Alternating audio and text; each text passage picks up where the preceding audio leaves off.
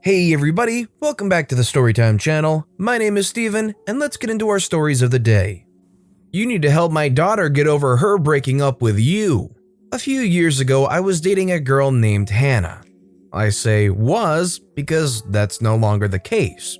Hannah and I were in our mid-20s when we met and quickly started dating shortly after. A few weeks into the relationship, and I would be spending more time at her apartment than at my own house. Her parents paid for a place for her. We were inseparable.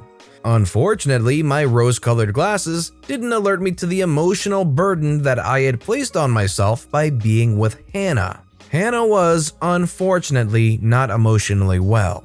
Of course, being in love tends to let you gloss over these things, and I managed to forgive her for going through my phone or stalking other girls I talked to online, or for giving me the silent treatment when we argued about something, or for texting her exes behind my back. However, all this came to a head after just over a year of dating, when she accused me of cheating on her with multiple women in a big spectacle in front of her classmates and friends in public after giving me the silent treatment for over a week. I decided I had had enough, and when she told me, "We're done," I decided to walk and never look back. Of course, this didn't stop Hannah from trying to do a 180 and get me back, which resulted in me having to block a total of 7 different numbers from her friends, and her burner phones before she eventually hacked my Reddit account and, after sending me messages through my profile,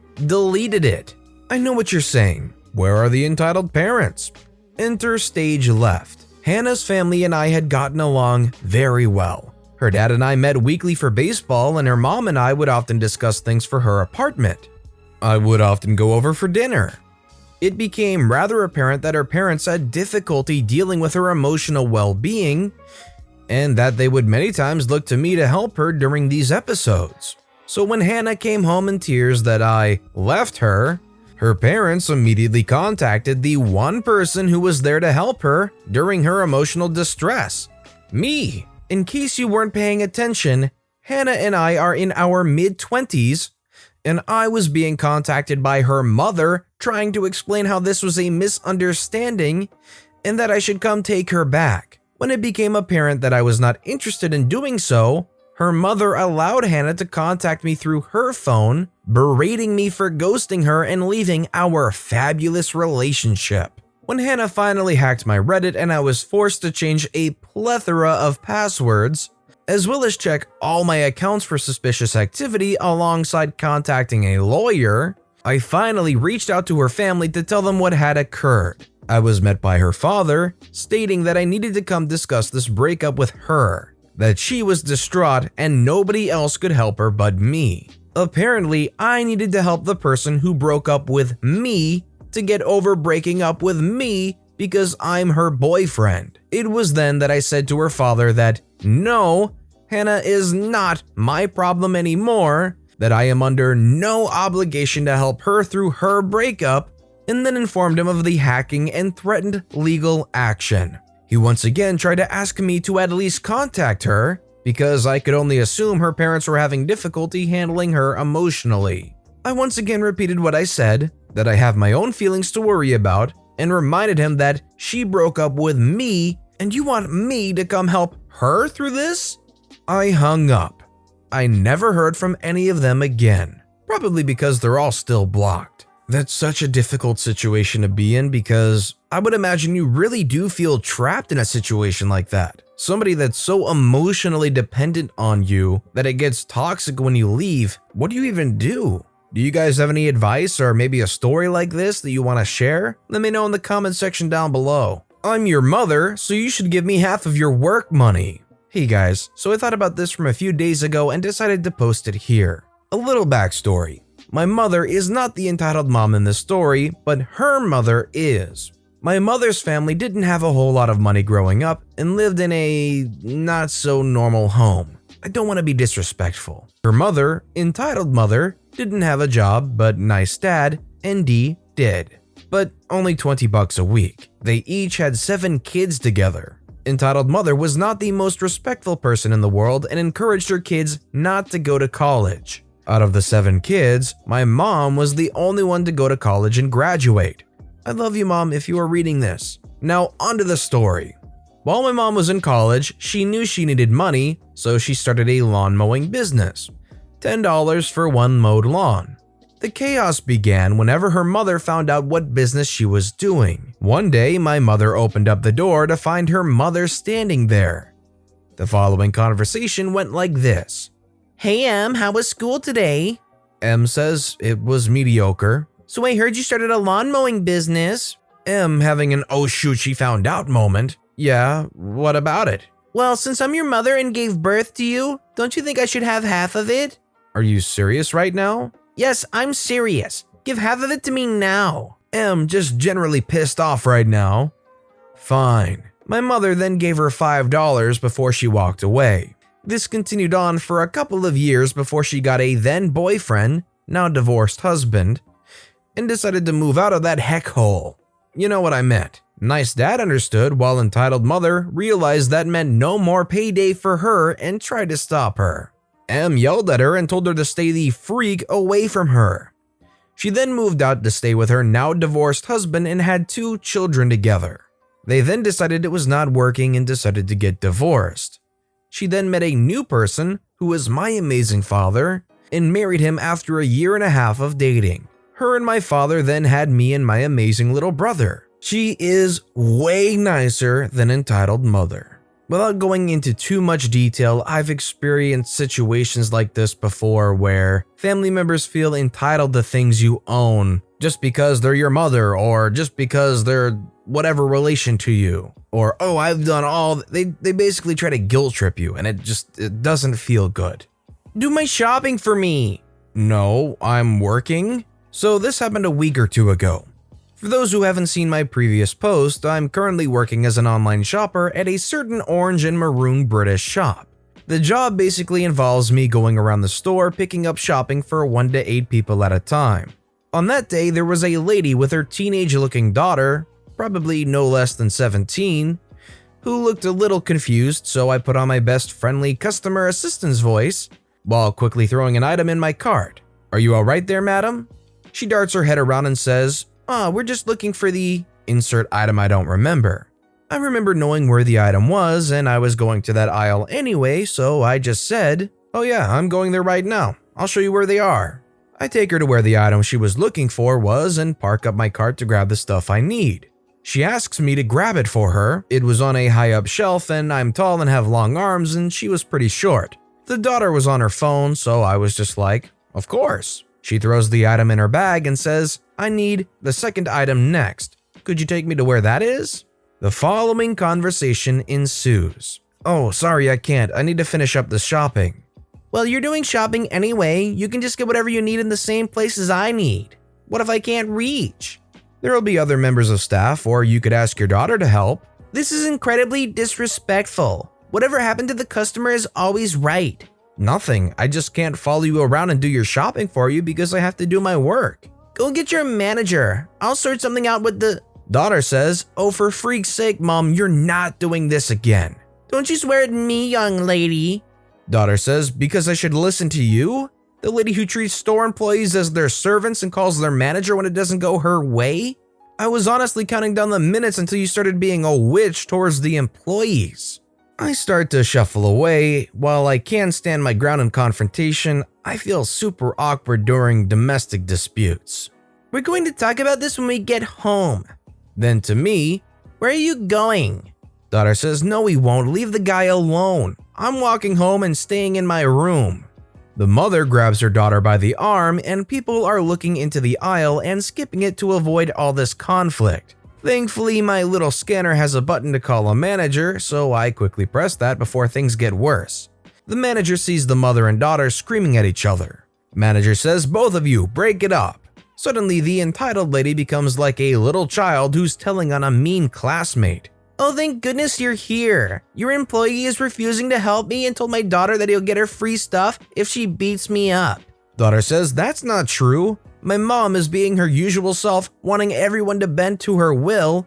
When I wanted to leave, she grabbed me." Manager says, "Yes, I saw that. OP, what happened?" I showed this woman where the item was that she wanted, got it down from a shelf, then she demanded I follow her around in case she can't get anything else. Daughter says, and I can vouch for that. Manager says, right then, ma'am, I'm giving you one chance to leave the store right now. Otherwise, I will call security and have you escorted out. There was no objections from the mother, and she left before security was called. The daughter got some free stuff for having to put up with all that, and I got to finish after my current shop, so just under an hour early. Though that was probably because there wasn't much stuff left to gather. It's one thing to see Karens go against employees like that in the usual Karen fashion, but it's another level of disheartening and disappointing to see her go against her own daughter and try to use her as a pawn in her fake story, when obviously the daughter doesn't want anything to do with it. Entitled mother demands tips for son who never worked. This story happened at least 10 years ago when I was in middle school. I was working a fundraiser at a restaurant where we, the kids, helped wait tables to earn tips. The fundraiser was meant to help us earn a little pocket money for an upcoming field trip and was totally voluntary. Only about 10% of the student population signed up to help out at this fundraiser. That occurred multiple times throughout the year leading up to the trip, but for those of us who worked, it was a big deal because we wouldn't be able to afford souvenirs on the trip otherwise. Things went fine the first few weeks of the fundraiser. The kids who signed up for it would invite family from all over to come, and it was a ton of fun. Things changed when a local millionaire, I didn't realize he was at the time, gave me a $200 tip to help us raise money. We were so excited. Of course, we told everyone at school the next day, which was probably a huge mistake. Word got around to all the parents. This is where entitled mother comes in. So entitled mother hears about this and goes nuts. She's on the PTA and starts campaigning that the tips my small fundraiser group earns, remember only 10% of the population, should go to all the students equally. My mom had to step in and try to reason with her. My mom says, you know this money isn't going towards the actual cost of the trip, right? It's just extra money for the kids who worked it to use for souvenirs while they're away. Well, that's still not fair. My son doesn't have time to work the fundraiser because he's at football practice every night. Actually, it is fair. If he didn't work, he doesn't deserve the tips. I'll be talking to the principal about this and he'll agree it's discrimination. Entitled mother did end up winning the tips for her son because the principal was worried she'd complain all the way up to the superintendent, but she only got the tips from that point forward, so the big tips stayed ours. After that, all the kids who were passionate about the fundraiser mysteriously quit and refused to work again, so the amount of money entitled mother got in the end was ridiculously small. This one really has me shaking my head. The pure jealousy this entitled mother had. It's incredibly awful that the kids had to basically give up on this fundraiser, but I'm so glad she got next to nothing in the end because they all quit. Entitled parents lie because they don't want to watch their kids' match. This is not my story but my cousin's, told to me by my dad. It happened just a couple of days ago. Also, things have opened up completely here. It is relevant for later. Now, a little bit of background. My cousin bought last year a small shop that was next to some fields where teams go to practice. There are also pools there that are for teams but also open to the public. Everything but the shop is public property. He manages it with my dad, who has some experience with this sort of stuff. The shop sells coffee, soft drinks, snacks, and some food that you find in cafes. Generally a pretty nice place. Now, since things have opened up, the teams are holding matches there. A couple of days ago, they were holding a beach volley match there. Now, the shop, as far as I know, was open for the kids in case they needed anything later, but also the parents. But no parents came? It was kind of weird, but my cousin and the person working there just shrugged it off as whatever. Maybe they were at the bleachers, which are located above the shop as they are part of the building. Nope. Once the match ended, some of the kids went by the shop. They know my cousin, so they spoke to him. It went something like this. The team says, "Why didn't you let our parents watch our match?" Cousin says, "What do you mean? We were open and the bleachers above us are public property. They are free to sit there if they want." The kids looked confused at my cousin. Turns out, their parents had lied to them that the shop owner didn't let them sit and watch the match because their parents wanted to roam about and not watch. The kids left shortly after. It was really sad because one of the teams playing is from an island and they came here to have the match, and their parents just abandoned them there to roam the city. I know if I was a part of this team and I knew that the idea going into it was that the parents would watch them and then you find out this way that they lied just so they could roam around the city, I'd definitely be feeling a bit down. My entitled dad thinks the Wi-Fi router is exclusively his. My mom works for a large company, while my dad is an entrepreneur with a startup. Except he's been working on this startup for about 6 years now and still not a single cent has come out of it. So basically, my mom has been single-handedly supporting our family for the past 6 years, while my dad just sits around like a bum. Yesterday, my dad had this crazy episode where he decided to change our Wi-Fi router's admin password and block all my mom's devices from it because he doesn't trust the company she works for. According to him, since my mom got her laptop from her workplace, his data from his startup could be stolen by the company my mom works for if they use the same Wi-Fi network, as if they'd want whatever crappy thing he's come up with. When we argued with my dad about it, he just said that the router belonged to him just because he originally set it up, even if we bought it and the house we're currently living in with the money my mom earned. No matter what we say or do, he won't budge and claims that if she wants to work from home, she's gonna have to get her own router. This is so ridiculous and I'm so tired of my dad's BS. Hide the tin foil. God forbid he makes the triangular hat. I don't know what to expect for them, but I hope whatever the outcome is, it's a solution that keeps the majority satisfied.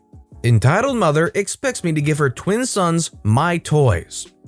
Cast: me, myself, mom, stepdad, entitled mother, entitled kid 1, entitled kid 2. So backstory. I was around 5 at the time and I had just moved into my first proper home with my mom and stepdad. Me and my mom had been moving around a lot as she couldn't afford rent.